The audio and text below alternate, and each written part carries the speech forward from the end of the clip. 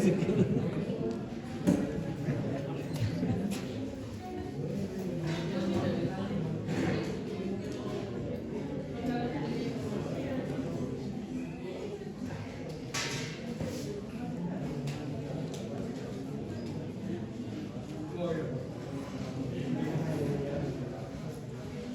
tomado tu lugar, por favor, y buscan tu Biblia, Deuteronomio capítulo 12.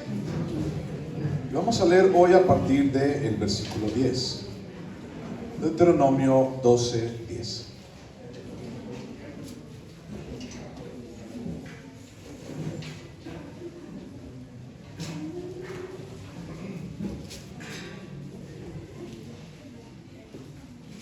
Deuteronomio 12, 10. ¿Lo tienes? Ok, dice: Mas pasaréis el Jordán y habitaréis en la tierra que Jehová vuestro Dios os hace heredad, y Él os dará reposo de todos vuestros enemigos alrededor, y habitaréis seguros. Y al lugar que Jehová vuestro Dios escogiere para poner en él su nombre, allí llevaréis todas las cosas que yo os mando: vuestros holocaustos, vuestros sacrificios, vuestros diezmos, las ofrendas elevadas de vuestras manos, y todo lo escogido de los votos que hubiereis prometido a Jehová. Y os alegraréis delante de Jehová vuestro Dios, vosotros, vuestros hijos, vuestras hijas, vuestros siervos y vuestras siervas, y el levita que habite en vuestras poblaciones, por cuanto no tiene parte ni heredad con vosotros. Hasta ahí. Vamos a orar. Padre, Señor, aquí estamos otra vez, Dios, con un corazón, Señor, abierto, un corazón, Señor, y oídos, Dios, dispuestos y listos, Señor, para escucharte a ti. Queremos realmente escuchar tu voz. Queremos realmente, Señor, que nuestro corazón, Señor, sea llevado y dirigido por ti, Jesús. Buscamos, Dios, que nuestro corazón, Señor, se llene de tu palabra. Hemos entendido y hemos aprendido todo este tiempo, Señor, que es tu palabra la que tiene que abundar en nuestro corazón, que es tu palabra, Señor, la que tiene que estar allí. Señor, nuestro corazón es engañoso, nuestros deseos son engañosos. Gracias, Dios, porque podemos recurrir a ti, confiar en ti, buscarte a ti. Gracias, Señor, y aquí estamos otra vez, en el nombre de Cristo Jesús. Ven, Señor. Amén. Bueno, estamos todavía dentro de este gran tema, por así decirlo, el gran tema del santuario único. ¿Okay? Si tú te vas al título del capítulo 12, entonces vas a ver allí que dice el santuario único, ¿de acuerdo? El santuario único. Y estamos hablando mucho, hemos estado hablando en todas estas semanas acerca de la centralización de la adoración. ¿Y qué significa eso de la centralización de la adoración? Hemos visto ya que, bueno, el pueblo de Israel iba a entrar en una tierra, la tierra prometida, la tierra de Canaán, una tierra en donde había una infinidad de dioses, o sea, muchísimos. Sin embargo, Dios estaba buscando que el pueblo de Israel buscara primero a un solo Dios. Y ese es el Dios que tenemos en la Biblia, es el Dios del cual nos habla la palabra de Dios. Y entonces todas estas naciones vecinas y los cananeos, todos ellos tenían muchísimos dioses, y cada quien confiaba en su Dios a su propia manera. O sea, había, por ejemplo, hablando de Baal, que es uno de los más famosillos, de los dioses más famosillos de Canaán. Baal tenía muchas versiones. O sea, tenía la versión norteña, tenía la versión del centro, tenía la versión del sur, o sea, Baal, pero a él no le importaba. O sea, Baal, entre más imágenes hicieran de él, entre más cuernos y patas de gallo y patas de rana le pusieran, o sea, él mejor, porque entonces la gente está confiando en sí mismo y no en él.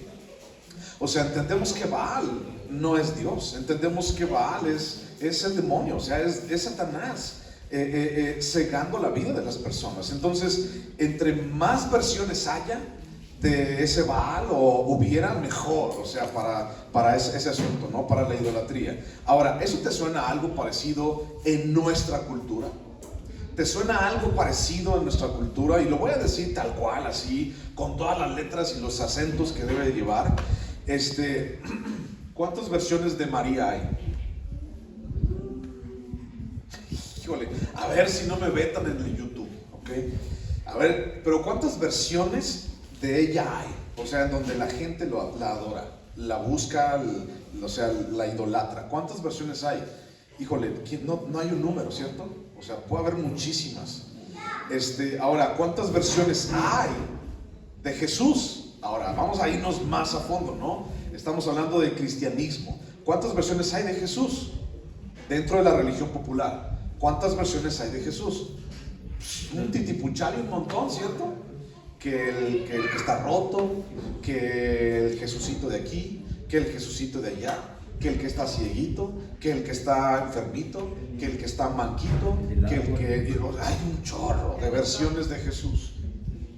Y como esas hay muchas más, ¿no? O sea, podemos seguir hablando más, pero son de los más significativos dentro de la religión popular. Bueno, entonces pasaba algo muy semejante y con Canaán. Y entonces Dios quería que el pueblo de Israel realmente centralizara su adoración y centralizara su devoción hacia un solo Dios, pero también en un solo lugar y de una sola forma. Y por eso el tema o el título de todo este capítulo 12 habla acerca del santuario único. Y entonces Dios establecería un solo lugar. Cuando estaban en el desierto, Dios estableció un lugar llamado el tabernáculo de reunión. Y entonces Dios quería que el pueblo se acercara a ese lugar llamado el tabernáculo de reunión. Un tabernáculo, una construcción pasajera, una construcción que no era perdurable ni para siempre. Más años después, cientos de años después, viene Salomón y Salomón levanta el templo de Salomón. Incomparable el templo, muy rico, o sea, muy bonito. Y entonces Dios seguía en esto, pero Dios ya se había ido desde hace mucho tiempo del pueblo por causa de la idolatría del propio pueblo. Entonces estamos hablando de eso, de centralizar la adoración, de centralizar el culto a Dios, de centralizar la devoción hacia Dios. ¿Por qué? Porque había un gran peligro en buscar a Dios a su propia manera, buscar a Dios de una manera como Dios lo quería. Ahora, si tú te vas, por ejemplo, allí, en Deuteronomio capítulo 12, versículo 8 y 9, que fue con el que terminamos la semana pasada, dice: no haréis como todo lo que hacemos nosotros aquí ahora. Pausa. Fíjate bien, no dice, no vas a hacer como las naciones de Canaán lo están haciendo. Lo dice en varias ocasiones, sí, pero ahora en este momento Moisés se está refiriendo al pueblo de Israel. Y dice, no haréis como todo lo que hacemos nosotros aquí ahora. ¿Y qué es lo que cada uno de ellos hacía aquí ahora? ¿Qué es lo que cada uno hacía? La segunda parte del versículo 8, cada uno lo que bien le parece. En otras palabras, cada quien buscaba a Dios pues, como se le antojaba. Cada quien hacía lo que se le antojaba hacer. Cada quien iba y hacía el momento en que él quería. Y entonces, ¿te acuerdas, por ejemplo, Levítico, hablando, por ejemplo, acerca de las fiestas que Dios había dicho? Las enramadas, las trompetas, la fiesta de la Pascua, la fiesta de las semanas, todo eso, las enramadas, todo este asunto lo tenían que hacer en una época y en una fecha específica. Y entonces no podía así como que el pueblo decir, pues es que yo lo voy a hacer cuando a mí se me pegue la gana, ¿no? Yo lo voy a hacer cuando yo quiera. No, es que mira, ahorita pues no puedo porque tengo que ir a la despensa. Mejor mañana lo hago. No podía hacer eso. O por ejemplo, recuerdas que esas fiestas estaban medidas con días de reposo. Y entonces el día de reposo era la medida o era el estándar, o era la forma como ellos medían. Era el sistema métrico, por así decirlo, los días de reposo. Entonces ellos no podían reposar. Hasta el día de hoy el pueblo de Israel no puede reposar el día que ellos quieren. Tiene que ser el sábado, el Shabbat. Entonces Dios estaba buscando unificar y centralizar lo que el pueblo tal vez en su mente decía, pues es que yo lo hago como yo quiera, vamos a dejarlo así, yo lo hago como yo quiera, pero Dios no quería así. Ahora, cuando el pueblo de Israel entrara en la tierra prometida, las cosas indiscutiblemente serían totalmente diferentes, ¿de acuerdo? Ya las cosas no se iban a tratar de la manera igual como en el desierto. El origen de su comida, por ejemplo, iba a ser diferente. ¿De dónde comían mientras estaban en el desierto? Pues comían del cielo, o sea, prácticamente les caía pan del cielo, literal, comían pan del cielo. Su comida cuando entraran a la tierra prometida sería diferente. ¿Por qué? Porque ahora tendrían que labrar la tierra, tendrían que trabajar en la tierra para que la tierra les diera frutos. Bueno, primera. Otra, tendrían un lugar de residencia. ¿Qué significa eso? Bueno, el pueblo de Israel andaba con casas de campaña por todos lados, en todo, con tiendas de campaña en todo el desierto. Pero ahora tendrían lugares ya fijos, lugares de residencia. Una residencia permanente, ya no sería pasajero. Tendrían y construirían ciudades también. Más adelante en la historia vemos que empiezan a construir diferentes ciudades, ¿no? Como la ciudad de Belén, en la zona de Samaria, la ciudad de Jerusalén, etcétera. Muchas ciudades, las cuales serían construidas por ellos mismos. Entonces, muchas cosas iban a ser diferentes. En otras palabras, Israel dejaría de ser un pueblo nómada. Nómada significa que iban para todas partes. Dejaría de ser un pueblo nómada para ser una nación establecida. Y aunque muchas cosas iban a cambiar, Dios y la adoración a Dios no iba a cambiar. Seguiría siendo la misma. El lugar iba a ser tal vez diferente. En una ocasión el tabernáculo y después el templo. Tal vez iba eso a cambiar, sí. Pero Dios no iba a cambiar y su adoración tampoco iba a cambiar. Por eso es que Dios está tratando de decirles, ok, cuando entren van a centralizar la adoración de esta manera. Algo que ya les había dicho desde hace muchísimo tiempo. 40 años atrás les había dado la ley mosaica y les había dicho, van a hacer las cosas de esta manera y entonces vas a traer todas sus ofrendas aquí al tabernáculo, bla, bla, todo eso. Dios ya se los había dicho 40 años atrás. Sin embargo, el pueblo de Israel, pues bueno, seguía escuchando la voz de su corazón, seguía diciendo, es que yo, pues sí, pero es que pues me queda bien lejos, o sea, el tabernáculo, ¿dónde te queda? Pues allá como a 2 cuadras, ¿no? Me queda bien, mejor aquí desde mi casa, ¿no? Fíjate, y eso que no tenían celulares, ni internet, sino también, o sea, escucharían la predicación desde su casa, la predicación de Moisés o lo que se iba a hacer, o sea, lo estaban haciendo, en su corazón ya estaba eso. Bueno, el Señor Dios ya había establecido un lugar años atrás con el tabernáculo, como habíamos dicho. Sin embargo, en palabras de Moisés, las cosas no habían transcurrido de la manera esperada. Es decir, todos hacían pues, lo que ellos querían. En otras palabras, cada quien hacía lo que quería. En palabras de Moisés, lo estamos leyendo ahí en el versículo 8. Por lo tanto, en el corazón de Dios, en el establecimiento de un santuario único, eso iba mucho más allá de definir un lugar y de definir una ciudad, un lugar, una tribu para hacerlo, la tribu de Leví, ¿te acuerdas? Esto iba mucho más allá de un lugar, de una tribu, iba mucho más allá. La centralización de la adoración por parte de Dios o para Dios buscaba uno. La centralización de la adoración para Dios buscaba un orden espiritual sobre las tinieblas que reinaban en Canaán. Orden espiritual sobre las tinieblas que reinaban en Canaán. Dios quería establecer un orden porque había un desorden en la adoración y la gente no adoraba a Dios, eso es algo evidente. Sin embargo, Dios quería, bueno, ahora que vas a entrar a la tierra prometida, quiero que pongas las cosas donde son, quiero que tengas un orden, quiero que hagas las cosas bien. Hemos dicho ya anteriormente que es Dios es un Dios de orden y lo vemos hasta el día de hoy. Dios es un Dios de orden y comienza por la cabeza, que es Jesús, y todo el cuerpo ha sido, Colosenses capítulo 1, ha sido de la cabeza, entonces trabaja todo el cuerpo y todo el cuerpo somos nosotros. Entonces, primera cosa que Dios buscaba en la adoración centralizada era un orden espiritual sobre las tinieblas que reinaban en Canaán. 2, Dios buscaba una teocracia en comparación con los reinos de su alrededor. ¿Ok? ¿Qué significa la palabra teocracia? La hemos platicado muchas veces. Significa que Dios tenía el gobierno. Teos, Dios, kratos, gobierno. Cuando hablamos de democracia, acabamos de elegir, o la gente acaba de elegir al siguiente presidente aquí en México, ¿no? Bueno, presidenta, porque se enoja, perdónenme. Entonces, acaba de elegir a la presidenta y entonces eso fue a través de la democracia. Demos, pueblo; kratos, poder. Entonces el pueblo escoge quién lo va a gobernar. Pero Dios no buscaba una democracia. Dios buscaba una teocracia, y esa teocracia significa que el gobierno estaba en manos de Dios, no en manos del pueblo. Entonces, una teocracia en comparación con los reinos alrededor. ¿Qué tipo de gobierno tenían los gobiernos alrededor? Usualmente eran reyes, ¿te acuerdas? Eran muchos reyes. ¿Y quién reinaba sobre los reinos? Pues los reyes. Y entonces, ¿qué es lo que buscaba Dios? No que los hombres reinaran, sino que Dios quería establecer su gobierno sobre ellos.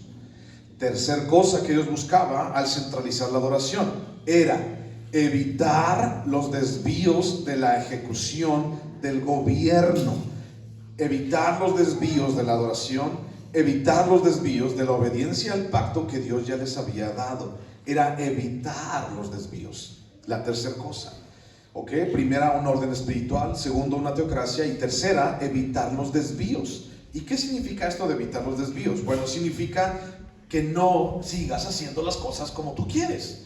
Al pueblo de Israel estaba diciendo: yo no quiero que ustedes sigan por ese lado, yo quiero que ustedes realmente sean un ejemplo para las demás naciones. Y ese ejemplo significa orden en sus vidas, significa una teocracia que está gobernando sus vidas, y significa que Dios es el que les guía y les instruye cada día, no que ustedes hacen, rigen, gobiernan, adoran y obedecen a su propia manera. Entonces Dios no quería eso para el pueblo de Israel. Dios ya les había dado un pacto. Lo hemos dicho, 40 años atrás se los había dado. Sin embargo, ellos todavía así como que imaginaban en su corazón. Vemos diferentes referencias en el Nuevo Testamento y en el Antiguo, en donde el pueblo de Israel realmente buscaba su propio beneficio para él solo, con el nombre de que adoramos a Dios, ¿no? Este es el templo de Dios, por ejemplo, hablando de Salomón y los reyes que le siguieron. Muchos años después, Salomón hizo el templo. Muchos años después vino otro rey llamado Josías. Y este rey llamado Josías, había reyes malos, reyes buenos, ya sabes la historia, la división del reino. Y entonces llega Josías, y Josías se da cuenta de que el templo de Jerusalén no estaba Dios. Y se da cuenta de que la ley estaba toda empolvada. Y se da cuenta de que había, fíjate, repetidamente pasaba esto. En muchos reinados los reyes metían dioses, estatuas e imágenes que ellos querían adorar al templo de Dios.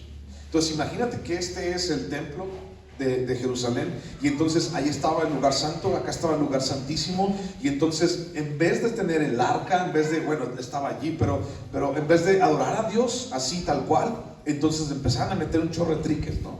Y empezaban a meter todos los dioses que ellos querían, y eso era lo que pasaba. Entonces, Dios quería evitar esto. 3, evitar los desvíos de gobierno, adoración y obediencia a Dios. En otras palabras, Dios quería evitar al hombre. ¿A qué me refiero con esto de evitar al hombre? Dios quería que el hombre disminuyera, y Dios quería que Dios menguara. ¿Ok? Gálatas 2:20, te lo sabes de memoria tal vez. Gálatas 2:20, si no, búscalo. Gálatas 2:20. Con Cristo estoy juntamente crucificado, y ya no vivo yo, sino vive Cristo en mí. Y lo que ahora vivo en la carne, lo vivo ¿qué? En la fe del Hijo de Dios, el cual me amó y por mí se entregó. Gálatas 2:20 habla acerca de morir a mí mismo. Entonces, Dios quería que el hombre fuera menos cada vez más. Y Dios quería que Dios, Él mismo, gobernara cada día más. Es una relación así. Ahora busca por favor, Juan 3:22. Y vamos a hablar de un personaje llamado Juan el Bautista, el primo de Jesús. Juan capítulo 3, versículo 22. Y creo que ya sabes cuál versículo vamos a buscar. Juan 3:22. Juan 3:22. ¿Ok? ¿Lo tienes? Bueno, después de esto vino Jesús con sus discípulos a la tierra de Judea, y estuvo allí con ellos y bautizaba. Juan bautizaba también en Enón, junto a Salim, porque había allí muchas aguas, y venían y eran bautizados, porque Juan no había sido aún encarcelado. Entonces hubo discusión entre los discípulos de Juan y los judíos acerca de la purificación, y vinieron a Juan y le dijeron: Rabí, mira que el que estaba contigo al otro lado del Jordán, de quien tú diste testimonio, bautiza, y todos vienen a él. Respondió Juan y dijo: no puede el hombre recibir nada si no le fuere dado del cielo. Vosotros mismos me sois testigos de que dije: yo no soy el Cristo, sino que soy enviado delante de él. El que tiene la esposa es el esposo, mas el amigo del esposo que está a su lado y le oye, se goza grandemente de la voz del esposo. Así pues, mi gozo está cumplido. Es necesario que él crezca, pero que yo mengüe. Juan el Bautista se está refiriendo al ministerio de Jesús, y se está refiriendo a lo que Jesús realmente iba a hacer por la vida de las personas. ¿Qué es lo que Jesús iba a hacer? Bueno, morir por nosotros. Y entonces Juan estaba diciendo: ¿sabes qué? Pues está bien, o sea, déjalo que él haga su ministerio, pero no te vas a enojar, Juan. No, ¿por qué me tengo que enojar? Pues es que él está bautizando y tú eres Juan el Bautista, ¿no? Sí, ¿qué tiene? O sea, déjalo. Es necesario que yo mengüe y que él crezca. ¿Por qué? Porque Juan el Bautista sabía que Jesús es Dios. Entonces Juan el Bautista entendía la mecánica del reino de Dios. Menos hombre, más de Dios. Esa es la mecánica del reino de Dios. Menos hombre y más de Dios. Pero nuestra sociedad le da así para el revés, ¿no? Más del hombre y menos de Dios. Imagínate que Juan el Bautista hubiera dicho: es que, ya ves, por eso no me hacen caso a mí. Es más, yo soy más grande que Jesús. Yo tengo derecho de antigüedad, ¿no? Es que yo he estado predicando antes que Jesús viniera. Yo he estado bautizando antes que Él viniera. Él podía haber dicho eso. Él podía haber dicho: Jesús, tú te pareces a mí, no, yo me parezco a ti. O sea, sí somos primos y todo, pero agarra la onda, Jesús. Mira, este es mi ministerio, esto es lo que yo hago. Mira, primero tienes que ponerte bien conmigo y después ya platicamos, Jesús. No, Juan el Bautista no dijo eso. Juan el Bautista dijo: sí, adelante, que lo haga. Es necesario que yo mengüe y que él crezca. Bueno, Israel, en este preciso momento de su historia, necesitaría, ya lo hemos platicado anteriormente, necesitaría mucha obediencia y mucha dirección para una conquista favorable, para un establecimiento en Canaán ordenado y una vida perdurable en la tierra prometida. ¿Ok? Necesitaban victoria, necesitaban posesión de la tierra prometida y necesitaban que fuera perdurable, vivir para siempre en la tierra prometida. Ahora, ¿cómo iban a lograr esto? A través de la obediencia y de la dirección de Dios. Por eso Dios buscaba centralizar la adoración y les dijo: quiero un lugar nada más. Entonces Dios establecería en este momento, en este preciso momento, lo que Israel necesitaría para cumplir los propósitos de Dios. Recuerda que son los propósitos de Dios, no los nuestros. Entonces Dios estaba poniendo delante de Israel lo que ellos necesitaban para cumplir los propósitos de Dios en el pueblo de Israel. Ahora, aquí hay una pregunta para ti y para mí. ¿Qué es lo que Dios está buscando hoy en ti para cumplir sus propósitos, no los tuyos? O sea, tú tienes muchos propósitos en tu vida, yo lo sé, pero ¿qué es lo que Dios está buscando en ti hoy? ¿A qué es lo que Dios te está orillando el día de hoy para entonces cumplir sus propósitos en ti? ¿A qué te está orillando? ¿Qué te está enseñando? ¿Qué te está diciendo últimamente Dios? ¿Qué te está diciendo últimamente el Espíritu Santo que tienes que hacer o que tienes que aprender para cumplir los propósitos del Padre, no los propósitos míos? ¿Qué es? Esa respuesta solamente la sabes tú. Y entonces yo te digo algo, bueno, se trata de Él, se trata de Jesús, se trata de Él. Por eso la adoración centralizada era por causa de Él, era para Él. Necesitaba el pueblo un orden espiritual, una teocracia, y evitar desviaciones por causa de su propio corazón. Versículo 10, vamos a estudiar. Dado una introducción, versículo 10. Y dice: mas pasaréis el Jordán y habitaréis en la tierra que Jehová vuestro Dios os hace heredar, y Él os dará reposo de todos vuestros enemigos alrededor, y habitaréis seguros. ¿Ok? Aquí la frase clave sería: habitaréis seguros. Ahora, cuando hablamos de seguro, habitar seguro, estamos hablando de una palabra en específico que tal vez también es muy popular últimamente, y es la palabra seguridad. ¿Ok? Yo les voy a dar seguridad. Y Dios quería que el pueblo de Israel viviera seguro. Ahora, seguridad. ¿Has escuchado esa palabra últimamente? Yo creo que todos los días la escuchas, ¿no? Pero tal vez la escuchas con una I y una N antes, ¿no? Inseguridad.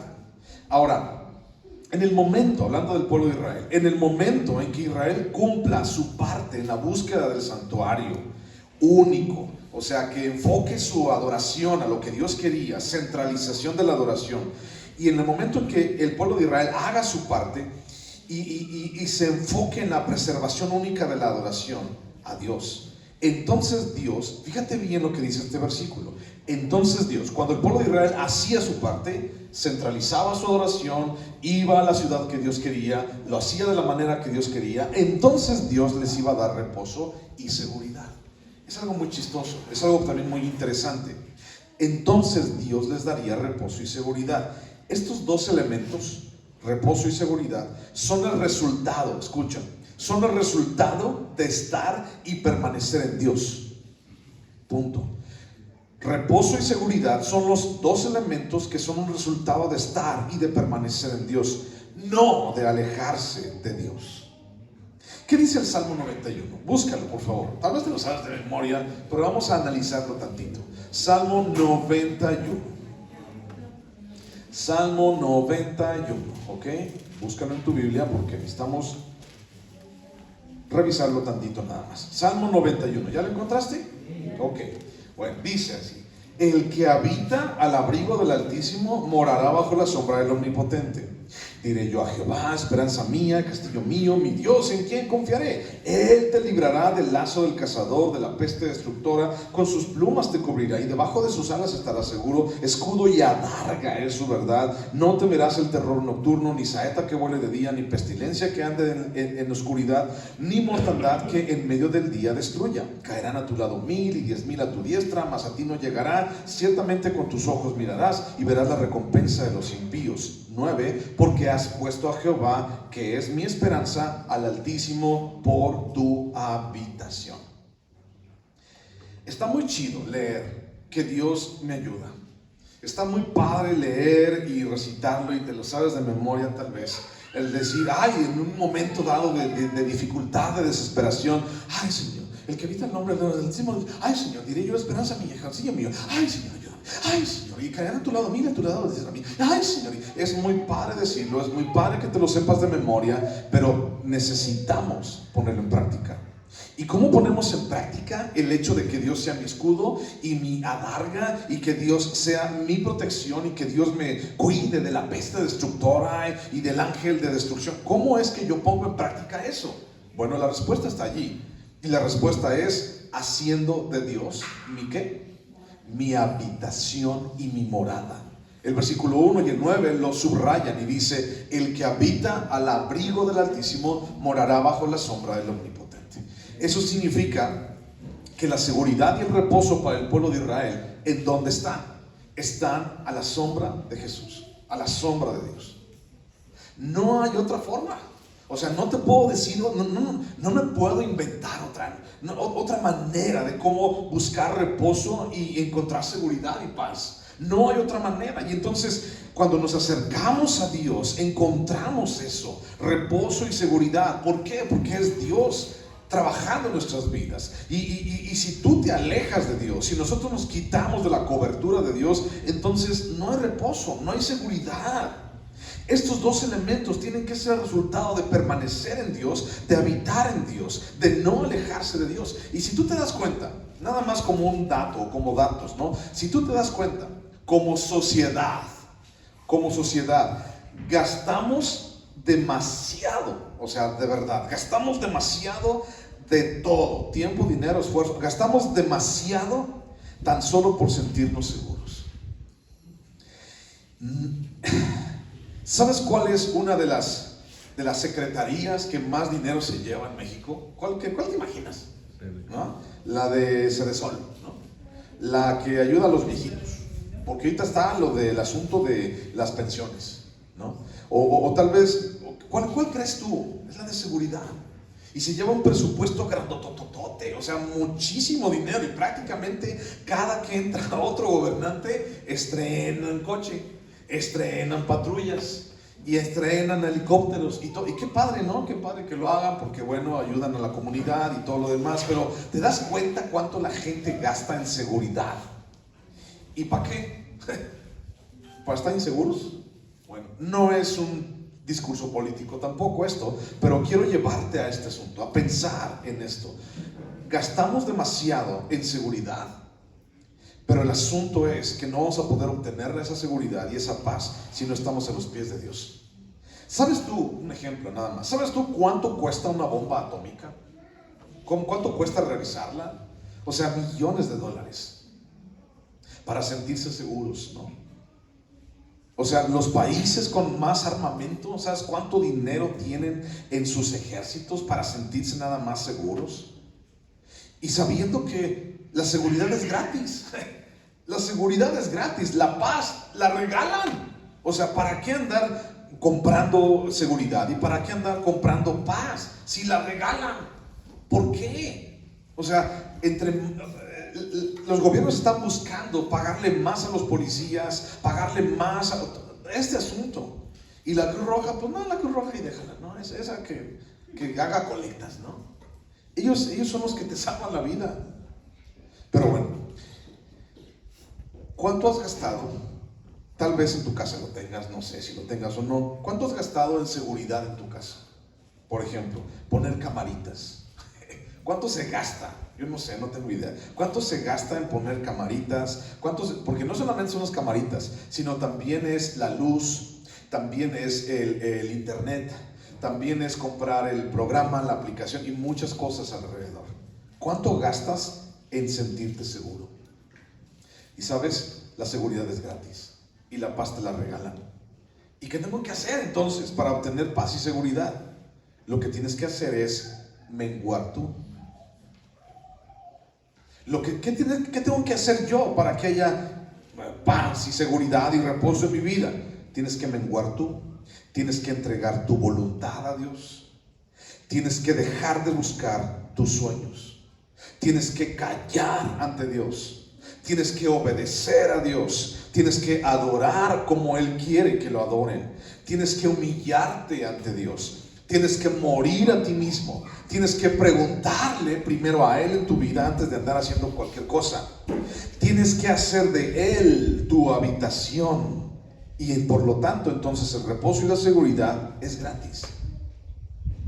Ay, no, qué difícil. Mejor le pago, me voy a comprar un policía para mí mismo, para tener seguridad en mi vida. La gente prefiere eso. Cuando la seguridad es gratis y la paz te la regalan Dios, entonces la gente quiere seguir gastando.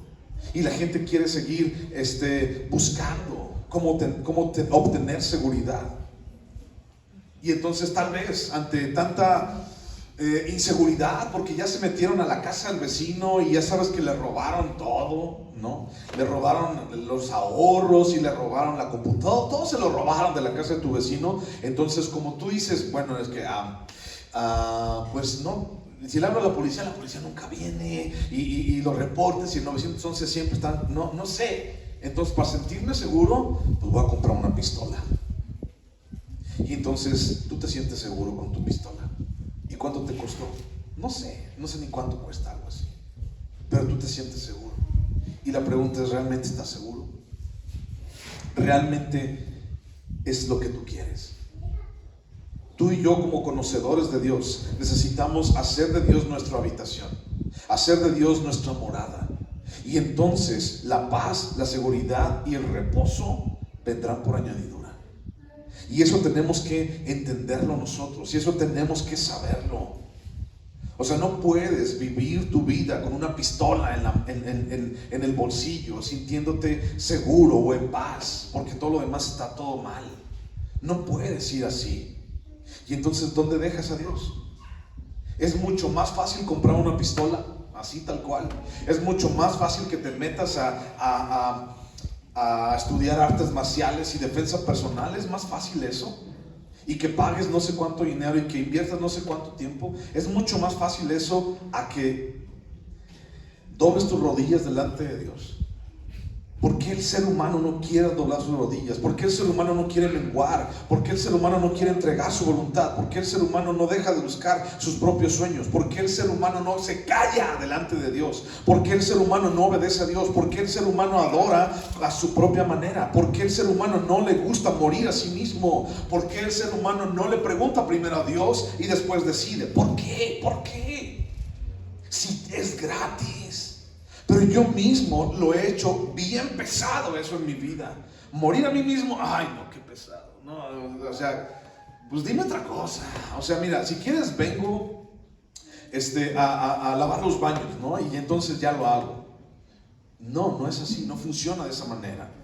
Tienes que morir a ti mismo. Pero nosotros lo hemos hecho muy pesado.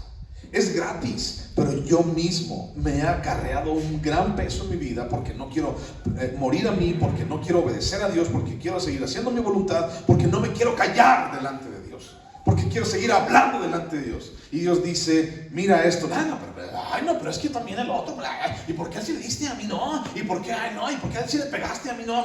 A él también, cállate delante de Dios. ¿Por qué no te callas delante de Dios? El ser humano no lo hace. Y sigue reclamándole a Dios. Y sigue diciéndole, Señor, ¿por qué? ¿Por qué? ¿Por qué? ¿Por qué? ¿Por qué? Es gratis, pero no nos gusta. Lo hemos hecho bien pesado. Lo hemos hecho bien pesado, lo hemos hecho bien caro. Y eso llega a ser inalcanzable. La paz, la seguridad, el reposo llega a ser en Dios bien inalcanzable, porque nosotros mismos no queremos ceder, humillarnos delante de Dios. ¿Yo? ¿Humillarme? No, gracias. Eso déjalo para los débiles de carácter. Eso déjalo para aquella gente que está tontita. O sea, déjalo. Yo soy un hombre exitoso. Yo soy un hombre que o sea, como decía la canción, merezco respeto. Yo realmente lo he ganado, mi nombre, con el sudor de mi frente. No. Cállate delante de Dios. Haz de Él tu habitación. Se ha hecho tan pesado y tan caro porque no queremos humillarnos. Porque preferimos, es un ejemplo, preferimos comprar mi pistola y sentirme seguro a inclinar mi rostro y decirle, Señor, perdóname. ¿Puedes tú, Señor, ser mi refugio? ¿Puedes tú, Señor, cubrirme con tu sangre? Porque yo no puedo. Mi cara dice, no, ni palo tengo para pegar, nada tengo, Señor. Pero tú eres quien me cubre. Tú eres quien me ayuda. Señor, no lo hagas inalcanzable. No dejes que yo lo haga inalcanzable. Pero después de esto me surge una pregunta. ¿Por qué es tan difícil que el hombre se someta a Dios? Es una pregunta. ¿Por qué crees tú que el hombre, o para el hombre es tan difícil que se someta a Dios? Sométete a Dios. Ay, no, ¿por qué? No, gracias, no, yo vivo mi propio. ¿Por qué? Porque, mira, te voy a decir a continuación una lista de palabras que empiezan con I, ¿ok? Bueno, la primera no. Miedo. ¿Por qué el hombre no se somete a Dios? Uno, pues por miedo. ¿Miedo a qué? Pues no sé a que le tenga miedo, pero miedo al que dirán, miedo a tal vez me van a decir algo allá en mi casa, miedo a que, pues tal vez las cosas no van a resultar como yo quisiera, no sé, miedo a qué. Ahora va la lista. Inseguridad, ¿ok? No me siento seguro en las manos de Dios. Porque si Dios quisiera, entonces yo me siento, o sea, inseguridad. 2, incredulidad. No le creo a Dios. Yo voy a estar contigo. No te creo, Señor. Realmente. Mejor, ¿sabes qué? Déjame vivir mi vida y yo sí hago las cosas bien. Y las hago, mira, así, cuando yo lo necesito. Porque tú te tardas mucho, Señor. Incredulidad. Insatisfacción. Porque lo que Dios te dice que tienes, aquí está tu parte. Lo primero que decimos es, ¿por qué tan poquito? ¿Nada más eso? ¿Ya se acabó? ¿Por qué a mí? ¿Por qué al otro no le diste? ¿Por qué de veras? Somos insatisfechos. Otro, irrelevancia. Porque no entendemos que buscar a Dios, servir a Dios y humillarnos delante de Dios es algo relevante. Realmente no decimos, humillarme. o sea, ¿para qué? No le hallo caso. ¿Para qué? Mira, yo mejor sigo viviendo mi vida ya. Irrelevancia. Siguiente, irreverencia. El hombre no se humilla delante de Dios por irreverencia. Y entonces, ¿sabes qué? Pues sí, Dios es grande y todo, pero mira, Dios está en el cielo. Ya, yo sigo viviendo mi vida. No me importa. Por inconsciencia. No entendemos realmente la grandeza de Dios. Por ignorancia. Nadie nos ha dicho. Y sabes, voy a hacer una pausa allí, en la ignorancia. Y sabes, es bien triste en donde las iglesias se habla de todo. Una iglesia cristiana, entre comillas y subrayada, se habla de todo menos de esto. Esto es lo único que tengo. Esto es lo único con lo que cuento. Esto es lo único que tienes. Aquí está en tus manos, pum, para ti, solito, nada más. Y entonces la gente es ignorante en muchas, me he dado cuenta de esto en muchas ocasiones. Y por causa de la ignorancia, la gente se lastima. Y por causa de la ignorancia, la gente ya no hace. Y por causa de la ignorancia, la gente dice, ya no tiene caso, o sea, ¿para qué? Ignorancia. Otra, inconveniencia. ¿Por qué no te humillas delante de Dios? Pues que no me conviene. Porque todos van a ver que yo soy débil. Es una idea nada más. Van a ver que soy débil, van a ver que me van a ver débil, me voy a ver vulnerable delante de los demás. Otra, inconstancia. ¿Por qué no te humillas delante de Dios? Por inconstancia. ¿Y qué significa eso? Pues nomás vas a Dios pues cuando hacen comida en la iglesia. Nomás vas a ver a Dios o a pedirle pues nomás cuando tienes problemas. Hay mucha gente así. Y yo te pido que no seas así. Que busques a Dios siempre. Hay mucha gente que me habla por teléfono de repente y me dice, pastor, oren por mí, porque... Y lo que les digo es, te espero en la iglesia.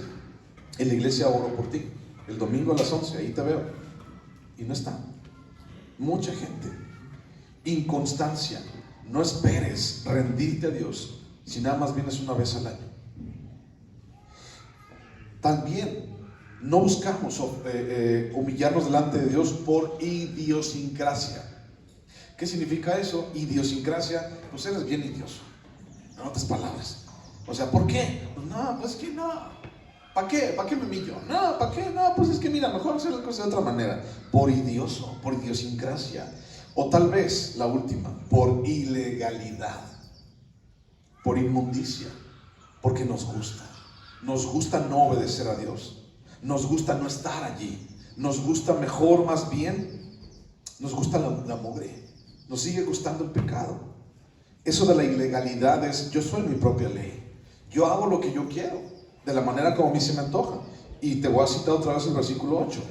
Dice, no haréis como todo lo que hacemos nosotros aquí ahora, cada uno lo que bien le parece. Eso es ilegalidad. Cada uno hace lo que bien le parece. No hace lo que la ley le dice, sino cada uno hace lo que bien le parece. ¿Por qué no quiero humillarme? Por ignorancia, inconsistencia, inconveniencia, inconstancia, idiosincrasia, ilegalidad, irreverencia, irrelevancia, insatisfacción y todo lo demás. ¿Y sabes qué pasa con la gente así? Romanos capítulo 1, versículo 28. Romanos 1, 28. Fíjate qué pasa cuando alguien actúa de esa manera. Cuando alguien no hace a Dios su autoridad. Cuando alguien no busca a Dios como su habitación. Cuando alguien no mengua, sino más bien decide crecer en su vida. ¿Qué es lo que pasa en una sociedad? Bueno, Romanos capítulo 1, versículo 28. ¿Lo entiendes? ¿Lo encontraste? Romanos 1, 28. Cuando alguien no se humilla delante de Dios, cuando alguien no calla delante de Dios, cuando alguien no obedece a Dios, cuando alguien busca hacer sus propios sueños y no los de Dios, cuando alguien no adora a Dios, cuando alguien no se humilla delante de Dios, cuando alguien no muere a sí mismo para que Dios viva, entonces Romanos 1, 28.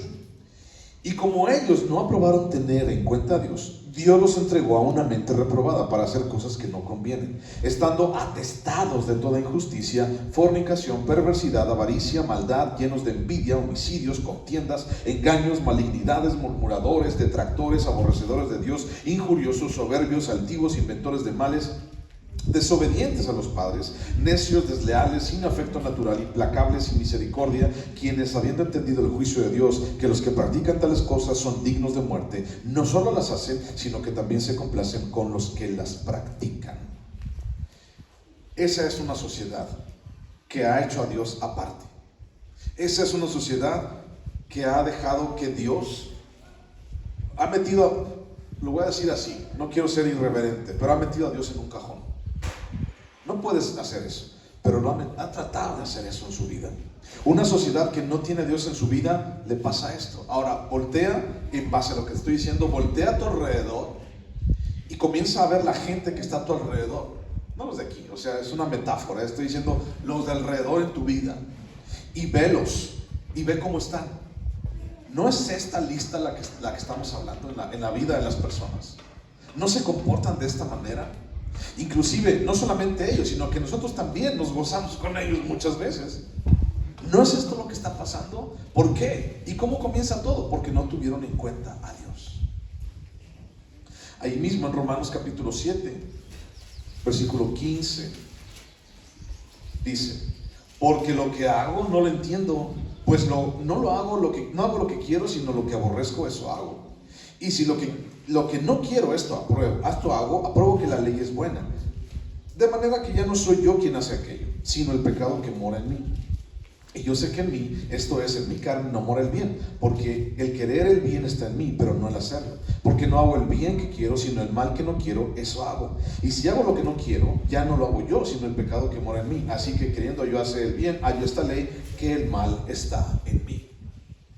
Entonces, es muy fácil quedarte allí. Es muy fácil pensar que el mal está en tu vida.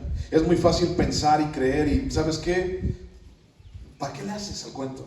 Si eres malo, ¿para qué estás? ¿Para qué sigues trabajando? ¿Para qué sigues sirviendo? ¿Para qué sigues yendo a la iglesia? Si sabemos que el mal está en nosotros, ¿para qué? O sea, no tiene razón de ser. De ahí viene el asunto de la inconveniencia, inconstancia, idiosincrasia. ¿Y para qué? ¿Para qué seguirlo haciendo? Bueno, siempre hay un resultado en Dios. Ahora, fíjate bien, no le quites ahí en Romanos, ¿ok? Este es un objeto cualquiera, ¿cierto? Un objeto X, ¿sale? Según la ley de la gravitación universal, una ley que todos estamos viviendo y practicando todos los días, según la ley de la gravitación universal, si yo suelto este objeto, ¿qué es lo que le va a pasar a este objeto? ¿Qué va a pasar? ¿Qué va a pasar? Si yo lo suelto, ¿qué le va a pasar? Se cae. Eso es lo que pasa. Bueno, vamos a tratar esta segunda vez, ¿de acuerdo? Vamos a declarar que no se va a caer. Todos imagínense, hagan así, para que no se caiga, más bien para que se vaya a fallar, se vaya para el cielo, ¿no? Con Dios. Ok, vamos a ver, todos hagan fuerza, nada más no tanta. Hagan fuerza, por favor, y para que se vaya. Ok, 1, 2, 3. No se fue. ¿Qué no tienes fe? No. Hombres de poca fe, ¿por qué dudan? La tercera es la vencida, ¿de acuerdo? Una vez más, ahora vamos a decirlo, porque todo lo puedo en Cristo, porque lo fortalece, ¿no? En el nombre de Dios se ha hecho, ¿no? Y es hecho. 1, 2, 3. Se fue, entonces se alejó más. Hay una ley que dice que todo lo que avientas o todo lo que sueltas va a ir hacia abajo.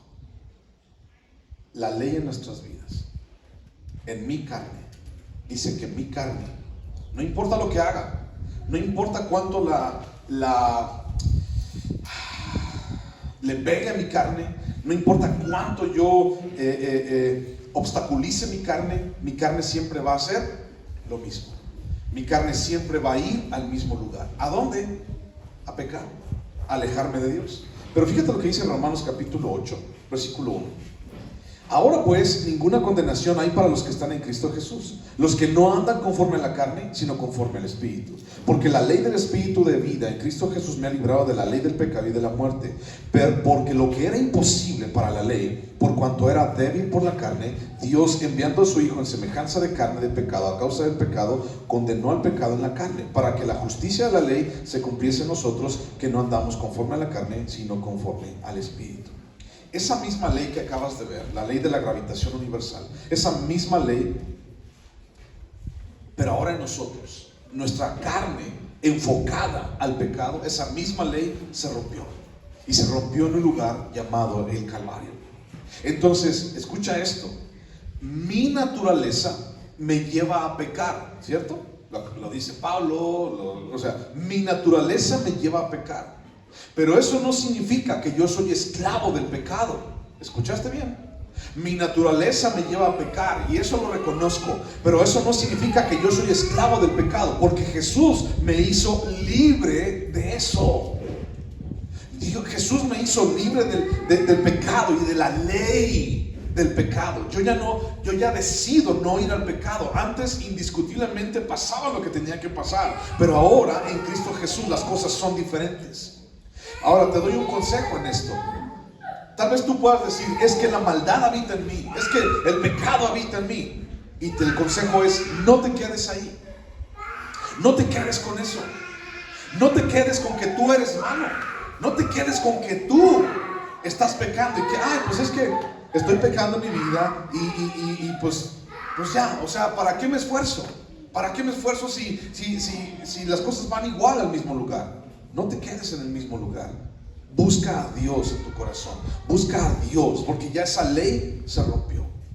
Versículo 11 de Deuteronomio. Y al lugar que Jehová vuestro Dios escogiere para poner en él su nombre, allí llevaréis todas las cosas que yo os mando, vuestros holocaustos, vuestros sacrificios, vuestros diezmos, las ofrendas elevadas de vuestras manos y todo lo escogido de los votos que hubieres prometido a Jehová. ¿Ok? Todo, dice, te vas a llevar al lugar que Jehová vuestro Dios escogiere. ¿Cuál fue la ciudad que Dios escogió después? Jerusalén. ¿Ok? Y entonces dijo, allí llevaréis todas las cosas que yo les voy a mandar. Bueno, primer libro de Reyes, capítulo 4, versículo 21. Primer libro de Reyes, 4, 21. Primer libro de Reyes, 4, 21. ¿Ya lo encontraste? Primer libro de Reyes, 4, 21. Dice, y Salomón señoreaba sobre todos los reinos desde el Éufrates hasta la tierra de los filisteos y el límite con Egipto, y traían presentes y sirvieron a Salomón todos los días que vivió. Fíjate bien, al norte el reino de Salomón estaba como límite del río Éufrates, al norte, y al sur era la frontera con Egipto. ¿Sabes cuántos kilómetros hay desde el Éufrates hasta la frontera con Egipto? Bueno, yo tampoco sabía, lo investigué, nomás te quiero pantalla, ¿no? ¿Sabes cuántos kilómetros hay? Hay alrededor aproximadamente, 800 kilómetros, ¿ok? 800 kilómetros, o sea, todo eso reinaba Salomón. Ahora ponte a pensar, fíjate bien, 800 kilómetros. Del punto más lejano del reino hasta Jerusalén, que está como por el sur, hasta Jerusalén, eran alrededor de 600 kilómetros. ¿De acuerdo? Ahora fíjate bien, 600 kilómetros. Imagínate que ya está establecido el reino, en el auge, en el pleno apogeo del reino de Israel, antes de la división, todo ese asunto. Y entonces la gente dice, bueno, ¿qué es lo que dice la ley? La ley dice que vayamos a adorar a Jerusalén. Y entonces vamos a adorar a Jerusalén. Se viene la fiesta de los tabernáculos, por así decirlo. Se viene la fiesta del Rosh Hashanah, que es el año nuevo judío. Y entonces vamos, por ejemplo, vamos allá, vamos a Jerusalén. 600 kilómetros a pie. Desde el punto más lejos de Jerusalén, 600 kilómetros a pie. Ahora con la tecnología ya hay calculadoras para todo, ¿no? Así como que me como 3 cacahuates y cuántas calorías, me como 3 hamburguesas y cuántas calorías, algo así. Y entonces hay una calculadorcilla que dice cuántas horas, cuánto tiempo tardaría yo en recorrer 100 kilómetros a pie. Entonces esa calculadora me dijo que yo tardaría 100 kilómetros a pie, yo tardaría alrededor de 30 horas. 30 horas. Claro que a esa calculadora no le duelen las rodillas. Claro que a esa calculadora no le salen callos, no tiene, o sea, ese es un supuesto nada más, pero es para que te des una idea. 30 horas sin parar. 100 kilómetros, 30 horas. Eso es lo que me dijo ella. 30 horas. 100 kilómetros sin parar. Haz la conversión, 600 kilómetros desde el punto más lejos del reino de Salomón hasta Jerusalén, ¿cuánto tardaba? No, es una regla de 3. Era más o menos como 180 horas. Eso es sin parar. Si dividimos 180 entre 12, que son las horas del día, claridad, tardarían 15 días en llegar a pie, ¿ok? En días de 12 horas. Pero ese es solamente un supuesto. O sea, desde el punto más lejos, para ir a alabar a Dios e ir a presentar sus diezmos, sus holocaustos y todo lo demás, 600 kilómetros tardarían 15 días solamente de día, durmiendo en las noches. ¿Sí? Dormir. 15 días durmiendo, caminando en el día y durmiendo en la noche. Pero esa calculadora tampoco tiene hijos, ¿ok? Esa calculadora no le duele la ciática. O sea, esa calculadora no come. Entonces, realmente un viaje desde lo más lejano del reino hasta Jerusalén, de 600 kilómetros, ¿para cuánto te gusta que les hubiera costado? Un mes tal vez.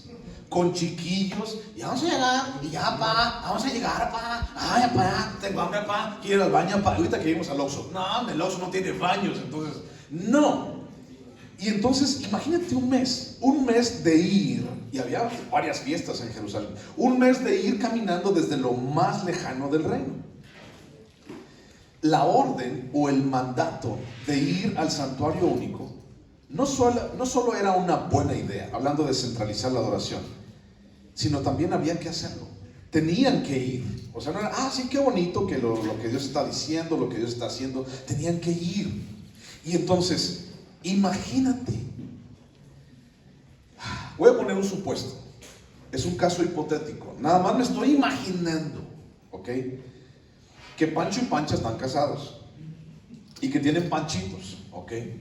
Y entonces Pancho y Pancha dicen, vamos a la iglesia. Y entonces, si les cuesta tanto trabajo ir a la iglesia un domingo en la mañana, teniendo coche, habiendo desayunado y nada más traer el coche allí y bajarse y caminar 30 pasos para llegar acá, si eso les cuesta trabajo, imagínate cuánto les costaría trabajo 30 días caminando o día tras día para ir a la fiesta del tabernáculo. ¿Cuánto? Ay, no, pues no, ¿para qué voy? No, pues no, es que, no, me duelen las rodillas, el juanete como que ya me salió por este lado, entonces, imagínate. Y voy a poner el ejemplo de que Pancha le dice a Pancho, vamos a la iglesia. No, ya para qué voy, está re lejos. Y luego se fueron bien lejos, hasta por la aldea. Aquí en el centro de la ciudad estaba bonito, aquí, no, está bien lejos. Vamos, hombre, ¿no? Y ahí viene el Pancho con cara de obligado otra vez, ¿no? Y ahí viene el Pancho. Si aquí la gente le cuesta, imagínate 600 kilómetros. Ahora, piensa nada más en esto, ya me estoy tardando, pero piensa en esto. ¿Cuánta gente habría preferido mejor quedarse en su casa? Y decir, yo desde aquí, mira, te lo mando, si quieres. ¿Tú vas a ir? Sí, yo sí voy a ir. Ay, mira, te lo encargo, mira, aquí está. Y le das esto y le das aquello. Y pides perdón por mí, ¿eh? También vas a orar por mí. Oras por mí, porque si no, entonces ya no te vuelvo a mandar.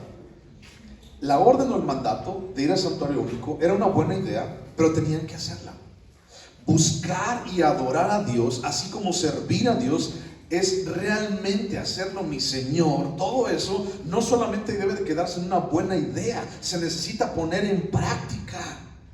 No solamente tiene que haber una buena intención acerca de yo quiero portarme bien, no, tienes que poner en práctica tu fe. Las intenciones no sirven. En Lucas capítulo 6, versículo 46 al 49, es los hombres que uno hizo su casa en la roca y otro hizo su casa en la arena.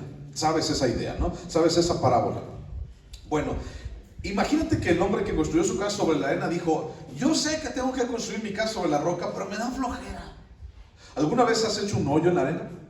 Es fácil, es muy fácil. ¿Alguna vez has tratado de hacer un cimiento en la roca? ¿Sabes? Es muy difícil. Hay que romper las piedras, hay que hay que limpiar. Es sumamente difícil. Sin embargo, este hombre lo hizo, el otro no, le dio flojera y dijo, no, yo no, Mejor aquí, mira, en la arenita, bien fácil. Mira, está con la mano aquí en la playa y todo, decirle que me estoy hecho un coco y una piña colada y nada, que aquí lo hacemos, ¿no? Y entonces ya sabes el final de la historia.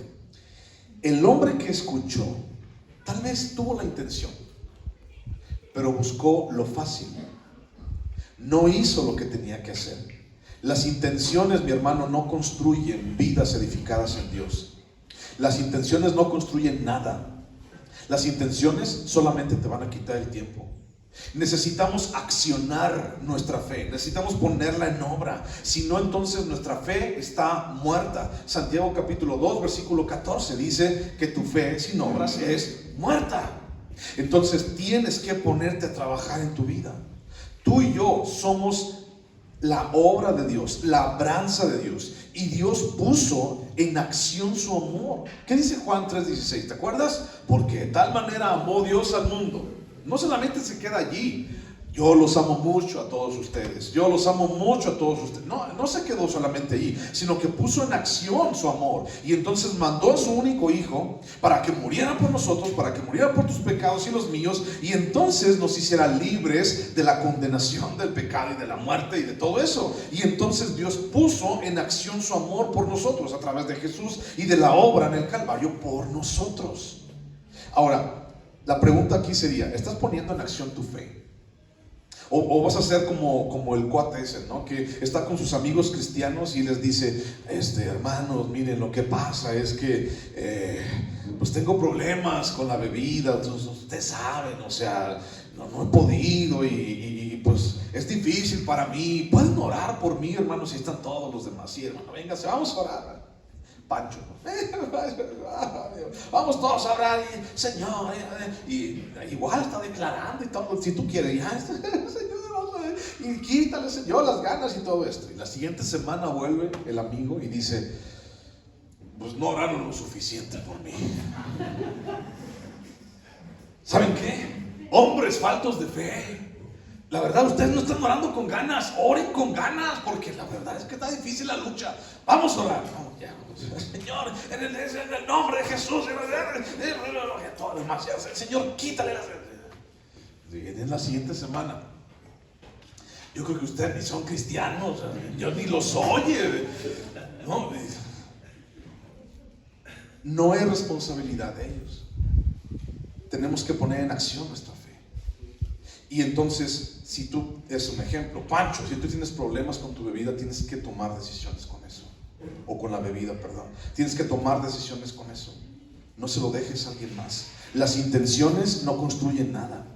Entonces, en el versículo 11 dice, todos tenían que traer su diezmo, sus ofrendas a el lugar donde Dios les decía. No importa lo lejos que estuvieran. O sea, imagínate un viaje de un mes para poder llegar un día y hacer lo que Dios les decía que hicieran. La pregunta aquí para ti, ya voy a acabar, aguántame.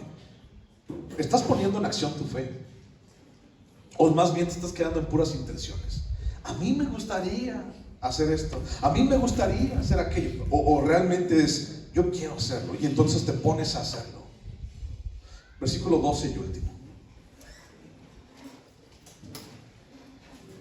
Bueno, ya está allí, todo tienes que hacerlo, no más intenciones, sino tienes que ir a llevarlo, realmente, físicamente.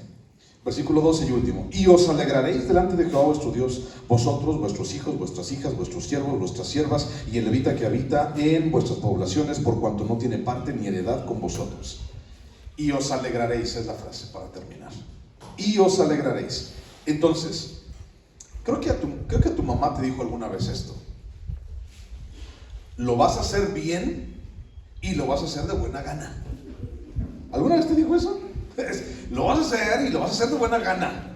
Bueno, prácticamente tu mamá era bien bíblica, porque entonces prácticamente lo que está diciendo Dios aquí es, vas a hacer lo que te mando a hacer, versículo 12, y os alegraréis. Y entonces cuando lo hagas vas a poner una sonrisa y te vas a alegrar porque estás en la casa de Dios. Ahora me puse a pensar, ¿no? ¿Qué pensaría la familia que viajó durante semanas, Un mes para ir a presentar holocausto, sacrificio a Jerusalén. ¿Qué pensaría? Imagínate, ¿tú crees que hubieran llegado o llegarían así como que bien alegres?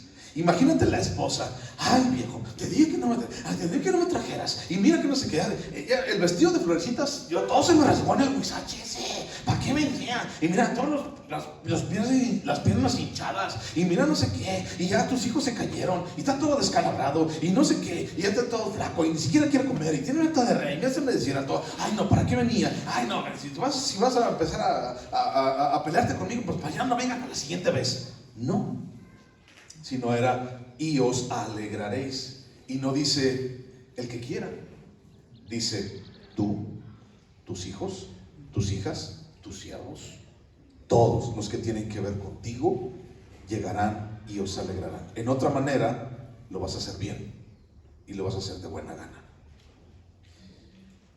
¿Qué es lo que yo he hecho de mala gana? Tal vez puedo sacar una lista. Puedo sacarte una lista de cosas que he hecho bien. Tal vez. Pero no las hice de buena gana. No lo hice. Salmo 122. Vamos a acabar. Salmo 122. No lo hice de buena gana. Me estuve quejando. Me sigo quejando. Y no estoy cumpliendo. Salmo 122. ¿Alguno de ustedes tiene nueva versión internacional de pura chiripa? Fíjate bien, el Salmo 122. Aquí en la Reina Valera dice cántico gradual de David. ¿Sí? ¿Sí lo ves por ahí? Bueno, cántico gradual de David. En la nueva versión internacional y otras versiones dice cántico para las peregrinaciones. Vamos a leerlo. Yo me alegré con los que me decían: a la casa de Jehová iremos.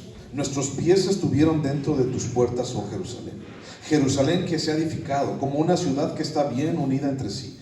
Y allá subieron las tribus de Jah, de Jehová, conforme al testimonio dado a Israel, para alabar el nombre de Jehová. Porque allá en las sillas del juicio, están las sillas del juicio, los tronos de la casa de David. Pedid por la paz de Jerusalén, sean prosperados los que te aman, sea la paz dentro de tus muros y el descanso dentro de tus palacios. Por amor de mis hermanos y mis compañeros diré yo: la paz sea contigo. Por amor a la casa de Jehová nuestro Dios, buscaré tu bien.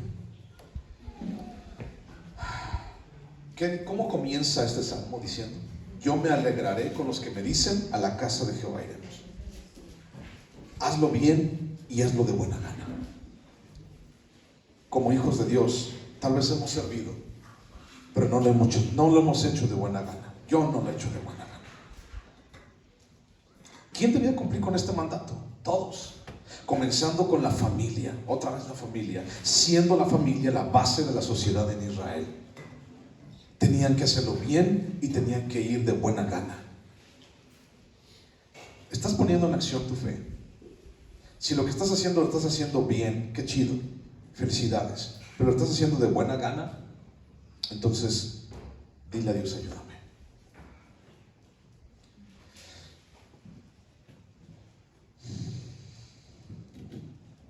Dios,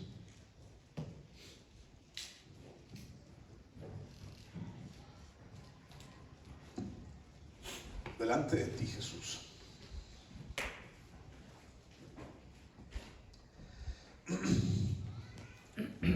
quiero pedirte, Padre, fuerza. Fuerza para todos los que estamos aquí, Padre, para seguir adelante. Fuerza, Señor, para hacerlo y hacerlo bien, pero también hacerlo de buena gana. Señor, yo mismo a mí, Jesús, te pido que nos ayudes y nos fortalezcas, Padre, para lo que viene, para lo que ha de venir, Jesús, en base a tu misericordia y tus planes, y hacerlo, Señor, para tu gloria. Yo, mi esposa, mis hijos en primer lugar, Como iglesia tuya, Señor, buscamos eso. Señor, ayúdanos a quitar las quejas. Ayúdanos a quitar la murmuración. Ayúdanos a quitar la mala gana. Ayúdanos a quitar, Señor, todo eso de nosotros, de entre nosotros. Queremos hacerlo bien y queremos hacerlo de buena gana. Bendice a tu iglesia, Padre. Gracias en el nombre de Jesús.